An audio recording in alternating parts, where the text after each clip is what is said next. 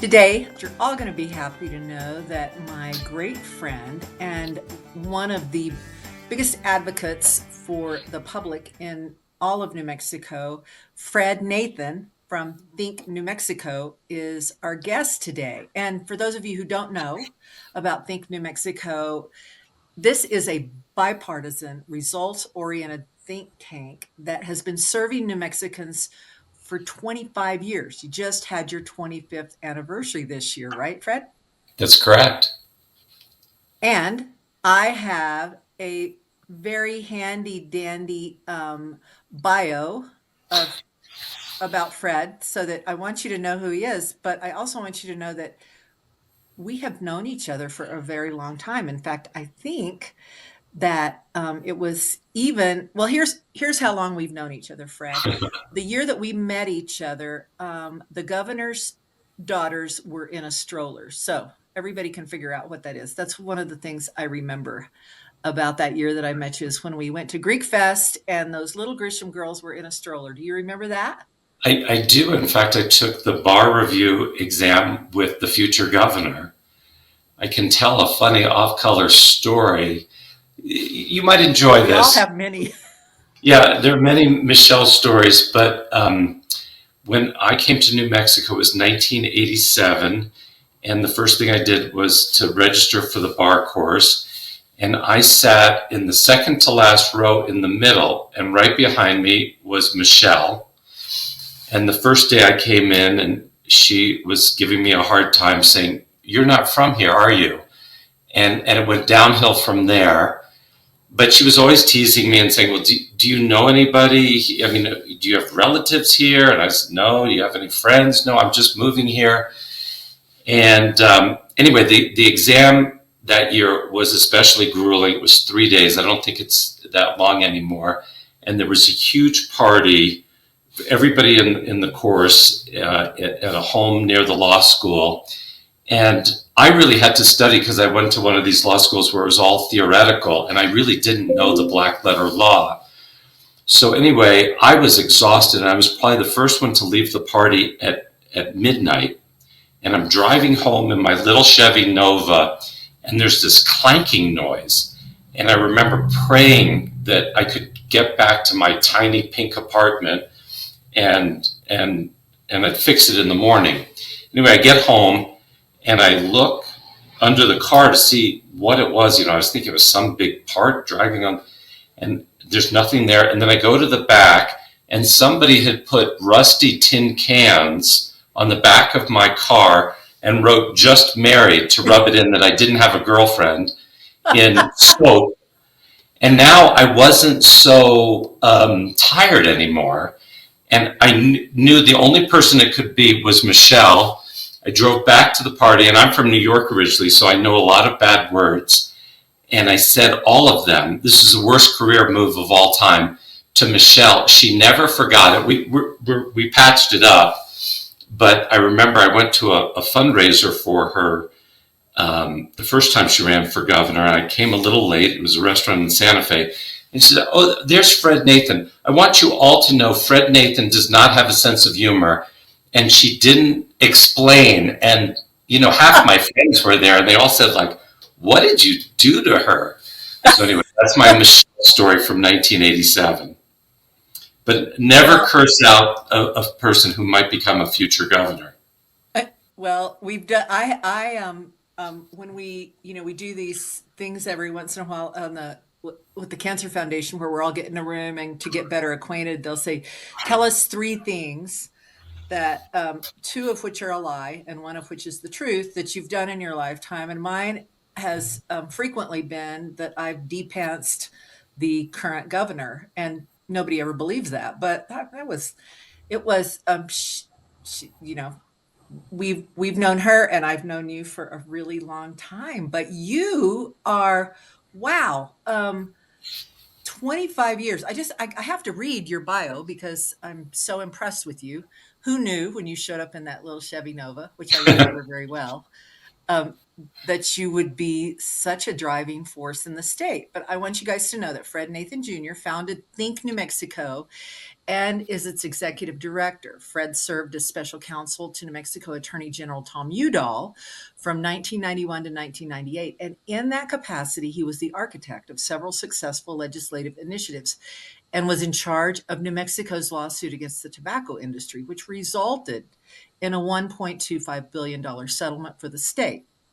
Fred serves on the boards of Santa Fe Preparatory School and the Thornburg Foundation and is a former trustee of his alma mater, Williams College. So, Fred, even though you're not from New Mexico, you are doing amazing things here. And I want folks to know that if you're not familiar with Think New Mexico is in the business, as a nonprofit, of course, of changing and improving the lives of New Mexicans. I mean, one of the reasons we don't have a food tax is because of Think New Mexico. One of the reasons that predatory loans were there was reform in that area is because of the work you do. I mean, the list is long, Fred. Tell me what you're proudest of. It feels like that would be difficult, but in your role as the founder in ED. That's like asking me to choose between my children because we I spend know.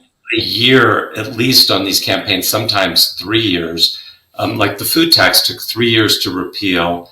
Probably the number one was our first issue to make full day kindergarten accessible to every child in the state. It was such a interesting ride, an odyssey to get there. Um, and I can tell you war stories that may or may not. Well, I it feels like you were in the midst of a huge battle last year when you were working so hard on educational reform. We talked about that, I think, last December, and you had amazing ideas that seemed like really, I mean, it seems so common sense to do the right thing for children in terms of education. What were the advances? How do you feel about last year's initiative? So 2 years ago, we did a report on creating sort of a roadmap for fixing our educational system, and we had 10 major proposals. We also hired a wonderful woman named Mandy Torres, who's a former 2020 New Mexico Teacher of the Year, to lead the campaign and be the tip of that spear. And I'm pleased to say that we've got about 30% of it done. One was to get more time on task. It's really remarkable how little time actually is spent on learning. So and that's sort of the low-lying fruit that's pretty much worked everywhere. A second proposal that we got to the finish line was to create teacher residencies. So rather than what we've been doing, which is, a teacher comes out of a college of education and they immediately get thrown in the deep end and they're given a class. What other states have found success with, and which we've recommended here, are to create these teacher residencies where new teachers are paired with a seasoned teacher for a year or at least a semester so they can learn things about class, how to keep control of the classroom and so forth. And what's been shown nationally is that teachers that do these residencies stay in the profession almost twice as long as those that don't have teacher residencies. Mandy, for example, did 2 residencies before she ever got her own classroom and then later became the Teacher of the Year. That's anecdotal. But anyway, so that's well on its way to being something that every new teacher in New Mexico will have. We're up to about, I think, 40% of teachers. And then a third thing that we got to the finish line just last year was to improve the training of school board members, which doesn't sound like that big a deal, but so many of the most important issues really weren't part of the training. For example, how do you read a budget and do a budget? These school board members collectively are basically spending about $4 billion. And there's a lot of jargon in education budgets. And what we were hearing was there was a lot of rubber stamping. And so that'll now be a part of the training so that They learn to, ask the important questions like, if we approve this budget, how much will that increase spending in the classroom versus central administrative spending? What really counts is dollars spent in the classroom. Governance, there's still a lot of confusion around what are the roles and responsibilities of school board members. The average tenure of a superintendent in New Mexico is 2 years. And what we discovered is the reason, and obviously that's part of the problem. If you have the person at the top of the district constantly changing, that doesn't work in business or nonprofits or government. And the reason there's so much turnover, we learned from talking to superintendents, is new school board members get elected and they immediately go to the superintendent and say, I want you to fire the football coach, the athletic director, and my next door neighbor who's a third grade teacher. And then the superintendent has to explain, well, actually, that's my decision, not your decision. You just have one employee. That's me, the superintendent. And then the superintendent is shown the door. The joke is to be a successful superintendent in New Mexico, you have to be able to count to three. And the reason is because you always have to have 3 of the 5 school board members on your side. But a better approach would be just to train them up on their roles and responsibilities so we don't create this turnstile. And then a third thing that wasn't in the training is, what can you do as a school board member to lift academic outcomes? For example, in North Dakota, every district has to choose from a menu of school reform issues like closing the achievement gap, increasing high school graduation rates, increasing literacy rates. In New Mexico, we found that many districts didn't have any academic goals. So anyway, so that was a third issue that we've gotten to the finish line. And this year we're going to try to reduce class sizes and cap class sizes from kindergarten to third grade at no more than 20 students. We're 50th in the country in reading by the third grade. And we think part of the problem is, and we've documented this, about a third of those classes are, 25, 26. There's some, in 2024, there are some classes with 34, 35 students, and we wonder why teachers aren't able to get everyone reading. And, I know because I have a daughter who's actually not in New Mexico, but she's got a second grade class of 32 students. And she says to me, Dad, when it's just me, sometimes she has a co-teacher, sometimes she doesn't. When it's just her, she says, I have to choose between teaching or trying to control the classroom. It's triage. So we're certain this is something that would be very effective, not only increase reading rates, but also reduce teacher attrition. A lot of teachers just are frustrated that they're given so many students, they can't give each student the attention they deserve, and they leave the profession. So this is something that would be good both for the students and for the teachers. Well, I strongly support that because, as you know, I come from I graduated, I was almost in Logan. the top 10% of my class because there were 17 of us and I was number 2. So, Uh-huh. That counts. but it makes a huge difference. And this year, I thought education was going to be my favorite reform ever, but this year you're really speaking to something that's very near and dear to my heart. So explain to our listeners what your initiative is this year. So this year's focus, also a 10-point plan, and we've hired a healthcare reform director named Alfredo Vigil, who was Governor Richardson's healthcare secretary. And when he found out we were doing this, he came out of retirement to help lead this effort. And basically in New Mexico, we have a terrible shortage of basically every kind of medical professional, doctors, nurses, EMTs, the list goes on and on. And we thought it was time to put a spotlight on that and come up with some recommendations. And so we will be taking 4 of the 10 recommendations. We don't have the bandwidth to try to do the whole thing. But, I just, every time I talk to a Rotary Club, Oftentimes they say, well, how do you pick your topics? And I say, well, we look for things that are big enough to make a difference, but small enough to be politically achievable.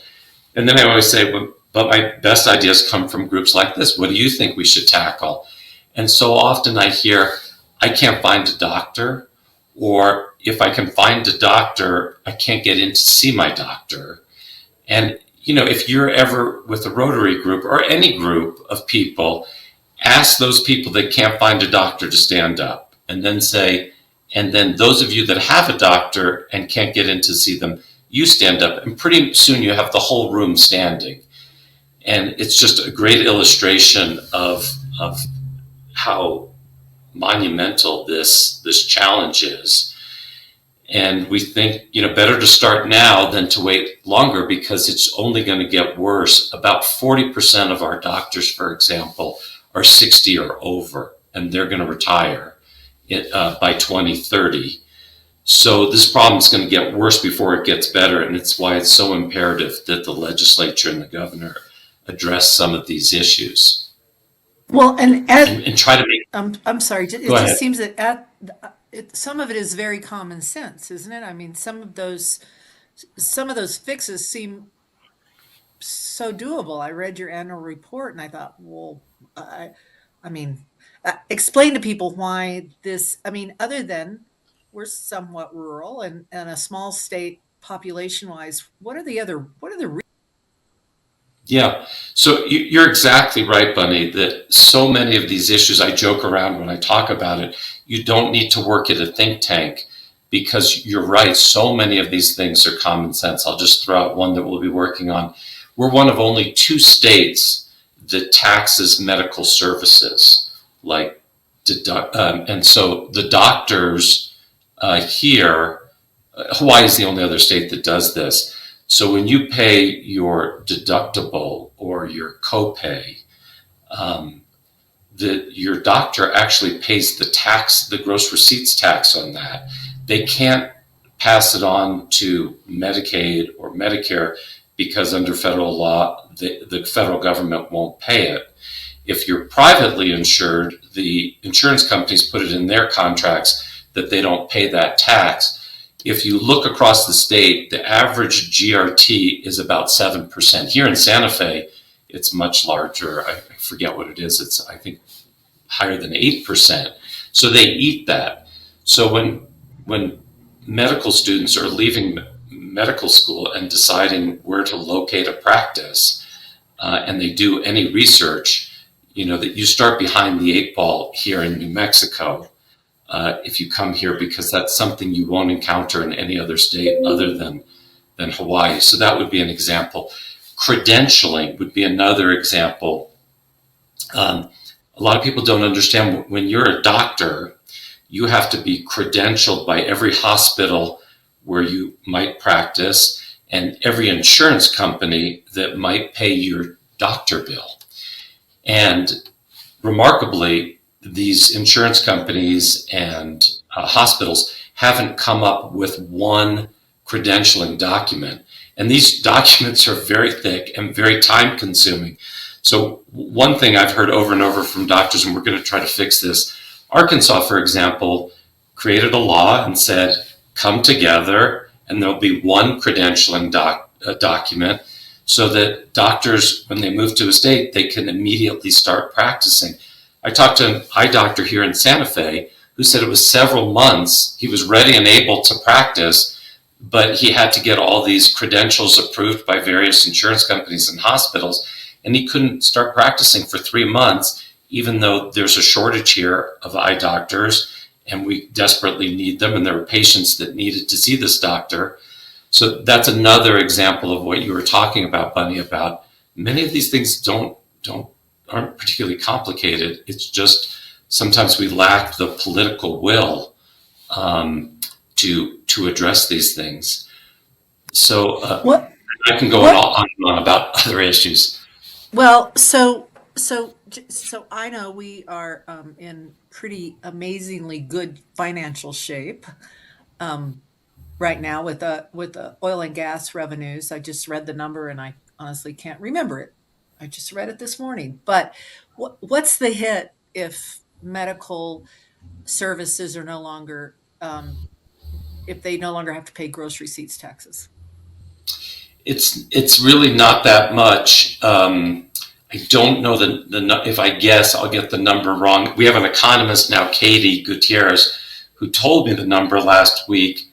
I think it's like $20 million, but it's actually not very. It won't be a hit to the budget at all because they suspended. To their great credit, the legislature suspended this tax 2 years ago, and we're just simply saying just abolish it. It's supposed to sunset in 3 years. There's absolutely no reason to bring this back. It makes us uncompetitive with the rest of the country.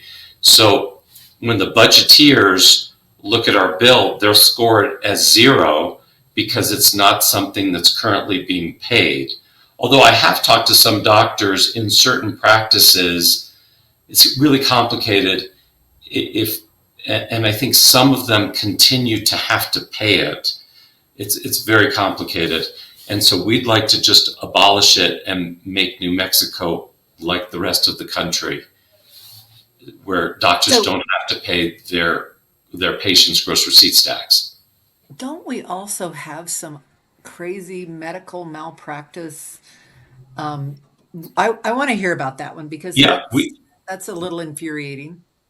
we have the most lopsided medical malpractice system in the country in terms of patients, doctors, hospitals, and lawyers. The best system is one that makes those patients that are harmed whole, that pays lawyers a reasonable amount of money, that doesn't chase doctors away and doesn't bankrupt hospitals.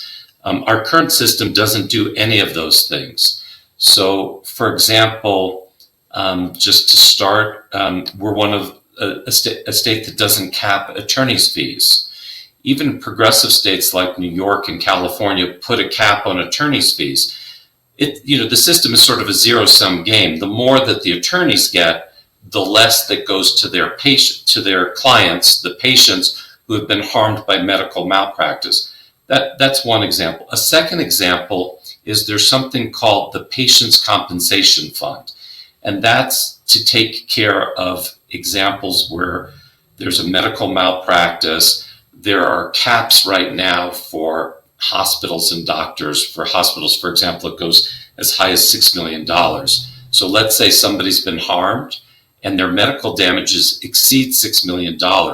Well, they can go to this patient compensation fund, and the legislature created a lump sum payment. It used to be to pay the rest of this person's medical damages for the rest of their lives. But it was sort of a pay-as-you-go system. But the legislature created a lump sum payment right at the beginning. Sometimes it's not enough to pay for those patients. Sometimes it pays too much because they die sooner than expected, so the taxpayer takes the hit.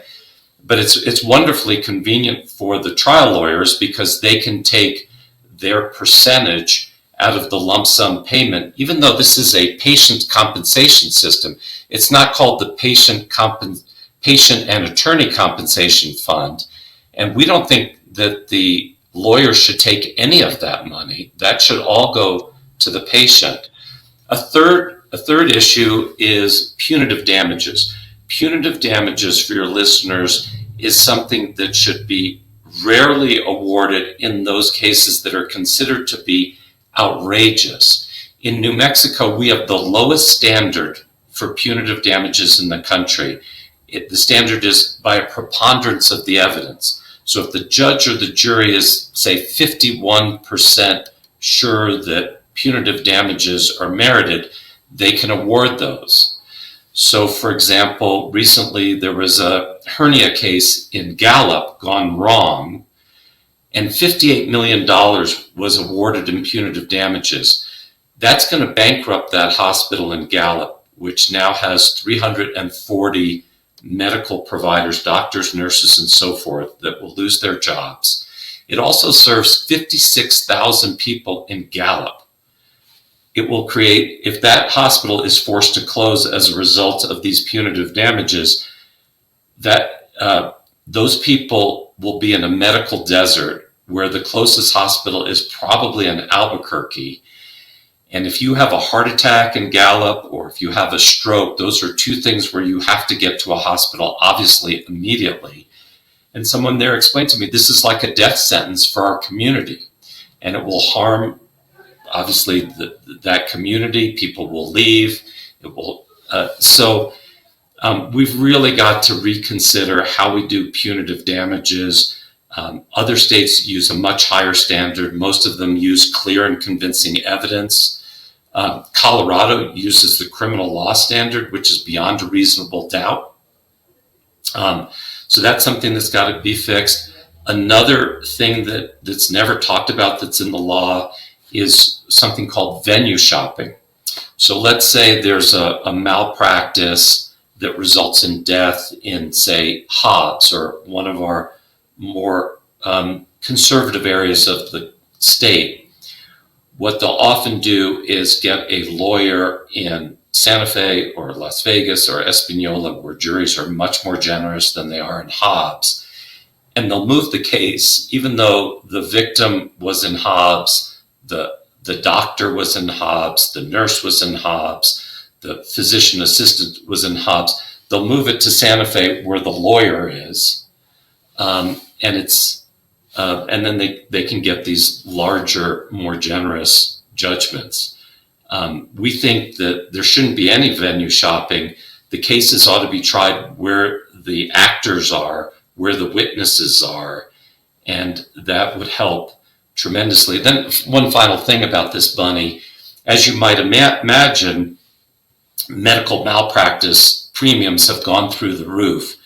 There's this term called the insurance loss ratio, which we got from the Department of Insurance, that showed last year, for every dollar that medical malpractice insurance companies collected in premiums, they paid $1.83 in claims. So not surprisingly, we have fewer and fewer insurance companies that are willing to write insurance in New Mexico.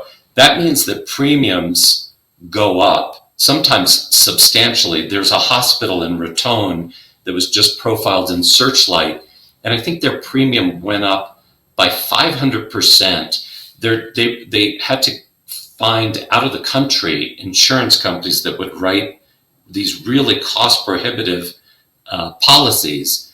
I can tell you here in Santa Fe, I talked to Lillian Montoya, who's the CEO, and she explained, yes, our insurance premiums have gone through the roof, and that cuts into our ability to do charity care because it's a zero-sum game, right? I mean, if they're spending all this money on insurance, that's less that they can provide for those patients who can't afford their medical services. So this medical malpractice system doesn't make patients whole, chases doctors away. A lot of doctors don't want to practice here because if you get sued, there may be no merit to your case, but do you really want to roll the dice, as one explained to me?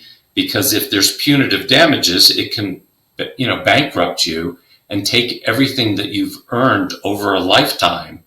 And so you're really, if you're a doctor, you really have to think carefully as to whether this system, makes sense for you and your family. So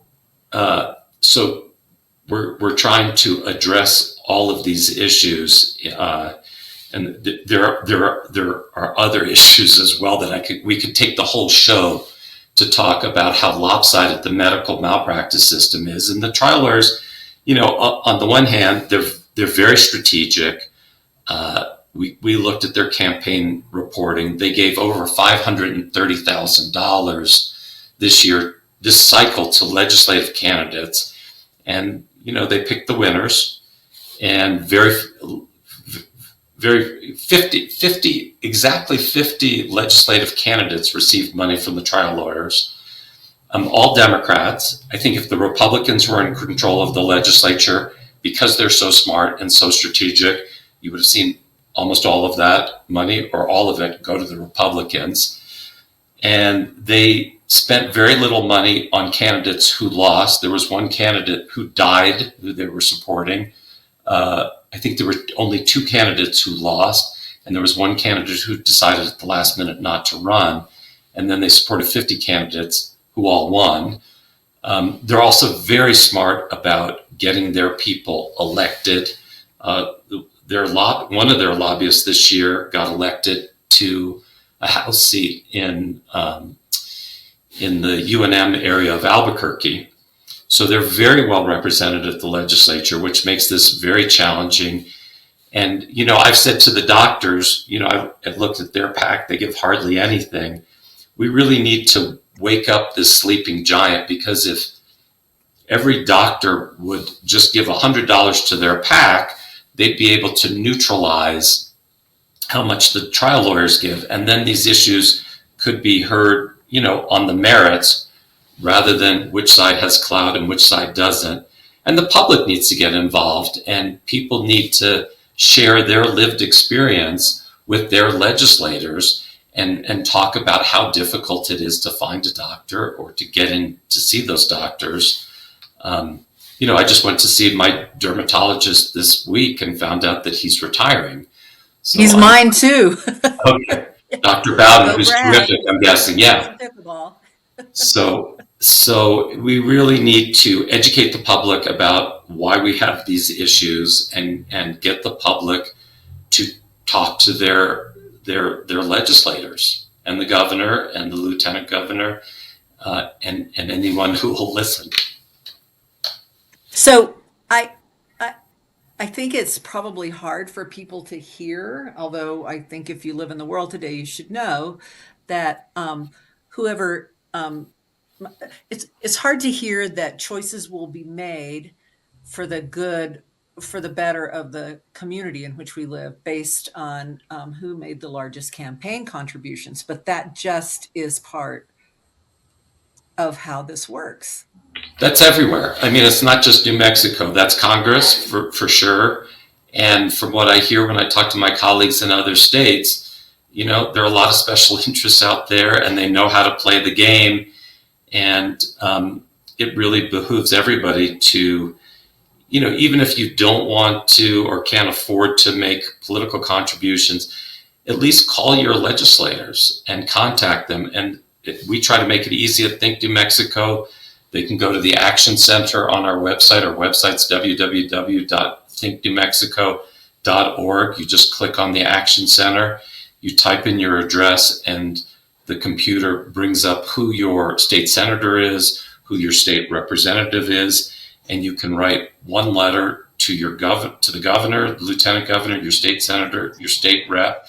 We make it easy by having a pre-scripted letter, and we have no pride of authorship. We encourage people to write, again, their lived experience with the medical system and the lack of accessibility to doctors and other providers. And I want to emphasize the shortage isn't just doctors, nurses. Probably the biggest deficit, we look at all these medical categories, is emergency medical technicians.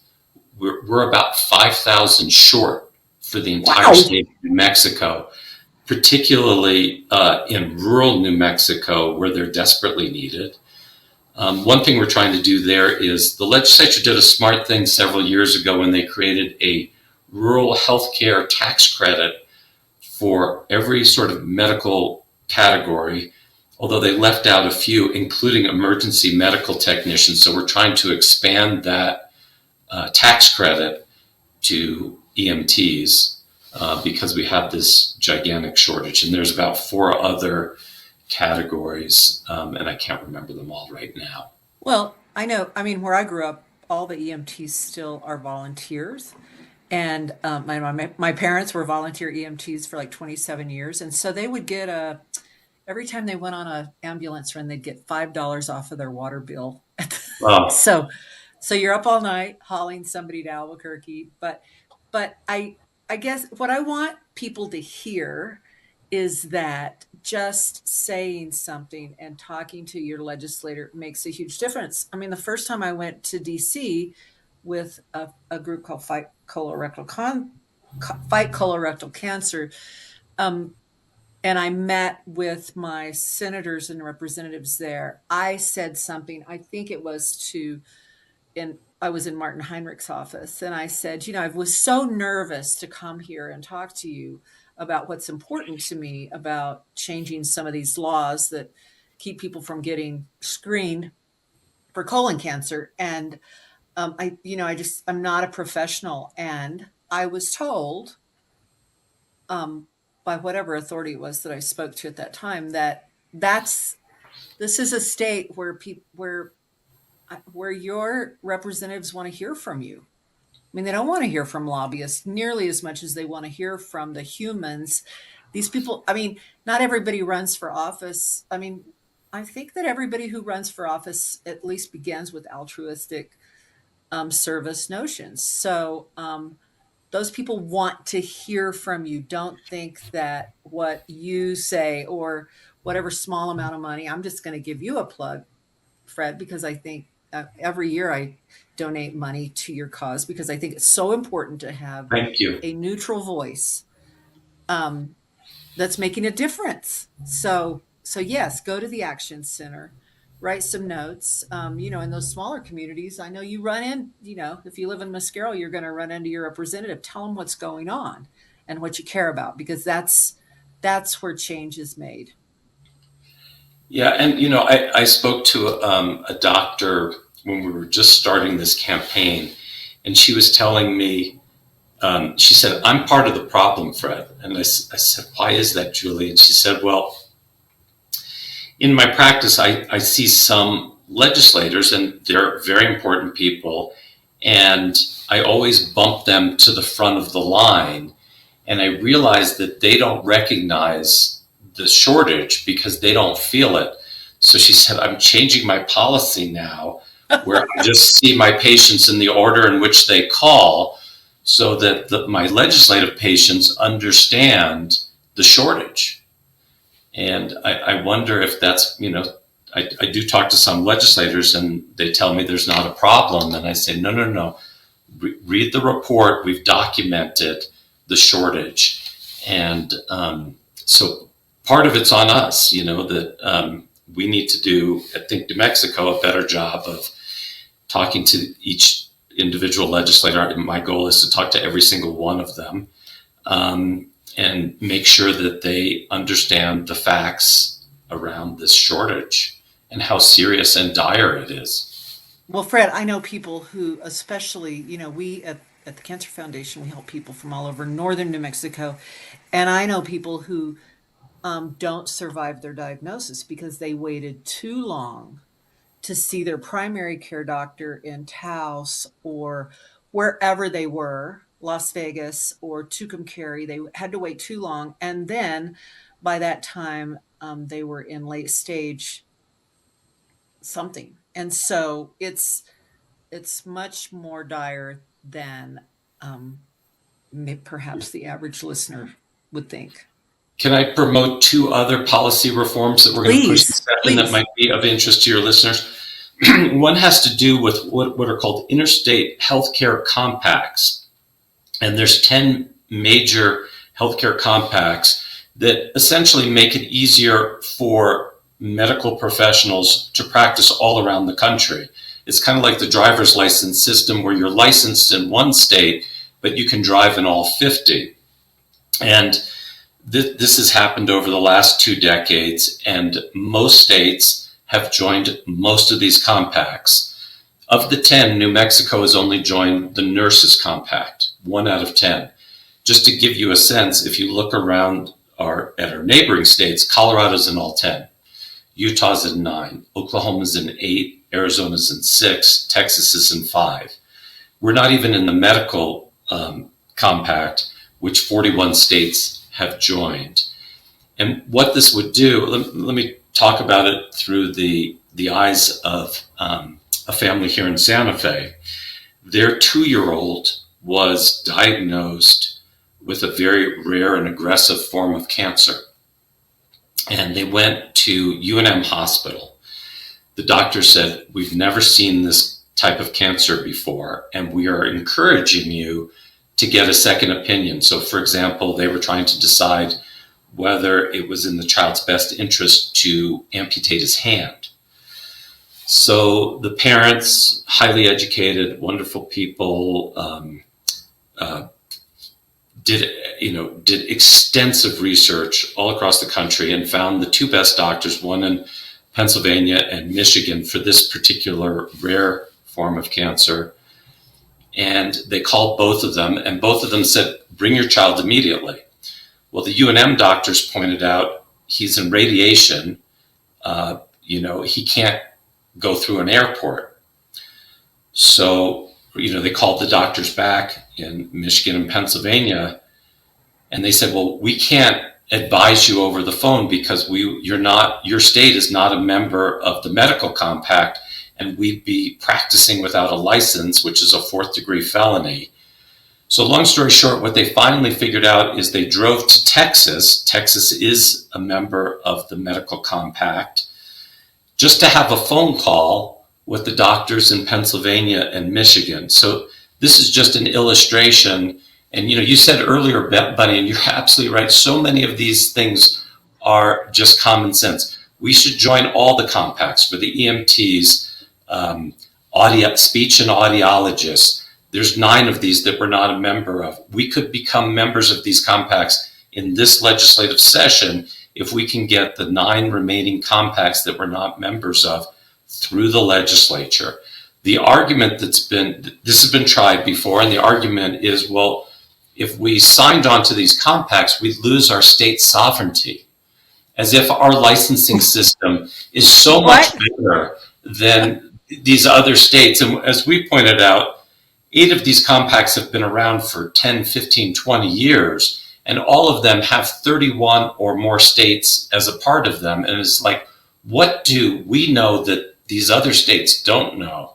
So anyway, that'll be a big push to try to get those other 9 compacts approved by the legislature. And that's the single biggest thing we can do to address the medical shortage in the near term.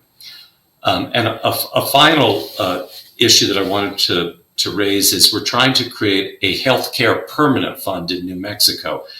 And as your listeners may know, and you alluded to this earlier, and you're exactly right, there's been this huge oil and gas surplus, and the legislature, to their credit, has been using some of that surplus to create permanent funds, like a higher education permanent fund recently, another one for environmental and conservation issues. We don't have one in New Mexico for healthcare. And we think it'd be very wise. This is the second largest expense for state government. And significantly, healthcare expenses grow faster than any other part of the budget. Healthcare inflation and healthcare expenses grows at about 7.5% a year. If you go back 50 years, government revenues have grown at about 3%. So there's that gap. And if everything else is constant, the legislature is forced to either raise taxes or cut spending to keep up with that healthcare 7.5% rise year after year compounded. And so what we think would be wise is to set aside some of that oil and gas revenue to create a healthcare permanent fund that would be invested by the State Investment Council, mostly in the stock market, which on average it's volatile, but it on average grows at 10%. So we can stay ahead of medical inflation, healthcare inflation, and healthcare spending. We could get an immediate, our Medicaid reimbursement rates in New Mexico are very low relative to other parts of the country. I hear from doctors that on every Medicaid patient, they're losing money. They see them because they're their patients, but at least we ought to make it a break-even proposition. If we created a healthcare fund, and we're proposing a $2 billion fund, that would kick off at a 5% yield, like a college endowment, about $100 million a year. That could be immediately matched by the federal government 3-to-1, because that's how they match Medicaid funding. So that's an incredible return on investment that can help to address our very low Medicaid reimbursement rates. Well, I want people to know, while we were talking about that permanent fund, I looked up the ad that I saw this morning. I'm sorry, the article, and it's economists estimate the state will bring in a record setting 13.6 billion in general fund income. So it's not that we don't have the money, we just have to figure out how to put it where it needs to be, right? That's exactly right. And the oil and gas money is sort of different than the other government revenues in the sense that it's not necessarily recurring the way GRT, for example, is recurring, because oil and gas is notorious for being boom and bust.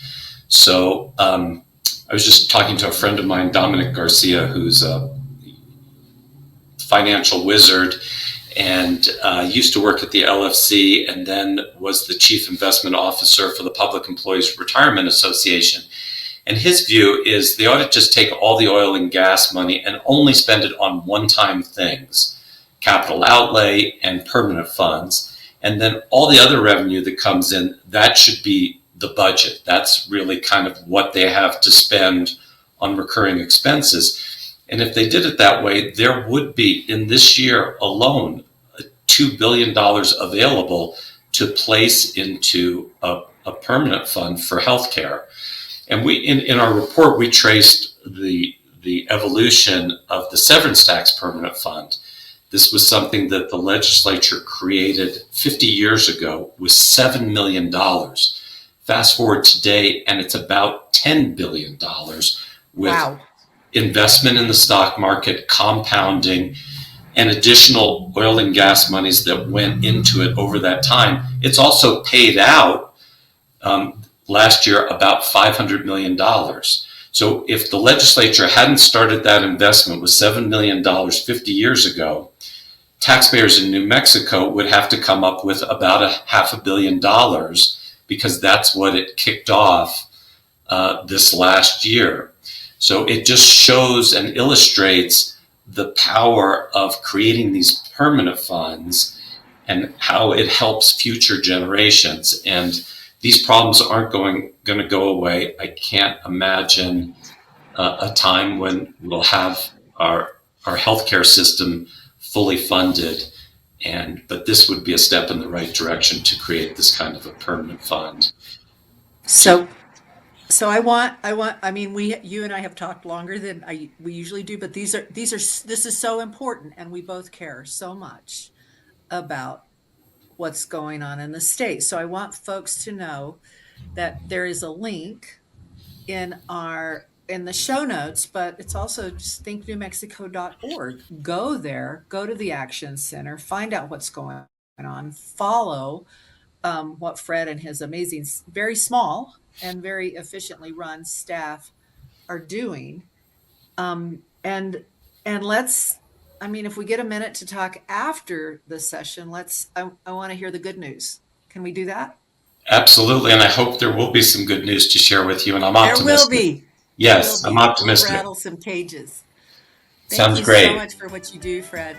Thank you for giving me this opportunity to share some of Oh, these I thoughts with love your it. It's so listeners. important.